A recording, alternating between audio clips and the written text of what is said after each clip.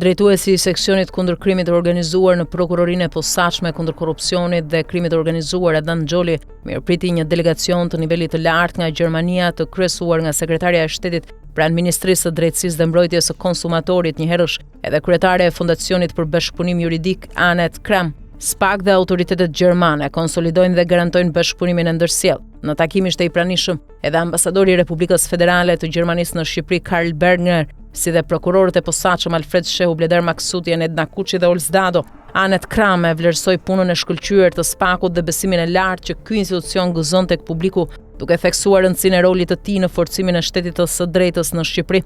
Gjatë takimit u diskutua mbi bashkëpunimin e suksesshëm ndër vite mes agjencive ligjzbatuese shqiptare dhe atyre gjermane, përmes skuadrave të përbashkëta hetimore dhe hetimeve paralele në luftën kundër krimit të organizuar, pastrimit parave dhe mashtrimit kompjuterik, si edhe mbi mundësitë për forcimin dhe zgjerimin e këtij bashkëpunimi në të ardhmen. Delegacioni gjerman i kryesuar nga Kramp garantoi mbështetjen e vazhdueshme për punën dhe misionin e SPAK-ut duke nënvizuar angazhimin e përbashkët për rritjen e efektivitetit në luftën kundër krimit të organizuar dhe korrupsionit. Kujtojmë se kreu i SPAK-ut Altin Dumani ndodhet në një vizitë pune në Bruksel. Dumani është takuar me drejtuesit më të lartë të institucioneve europiane përgjegjëse për zgjerimin, drejtësinë dhe luftën kundër mashtrimit.